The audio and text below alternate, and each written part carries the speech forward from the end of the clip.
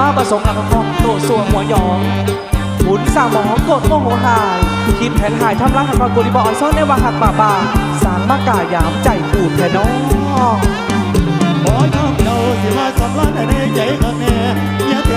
ๆเมียเท่ๆเมียคงอยู่ซ้อนกินอ่อนๆและเสียงอ่อนเสียงหวานกินอ่อนๆละเหงาอ่อนนักกันเตือคือดวงใจกันที่ขาดมันลงใดเชื่อใส่ใจแค่นี้นอบ่ยอมแน่นอนเรื่องต้องเป็นหูชมก็ดูต้องเป็นหูของอายเท่านั้นเขาเป็นสวรรค์ต้องฟ้องพญาลงทันต้องฟ้องพญาลงทันสู้ต้องการกันหัวนั้นคือ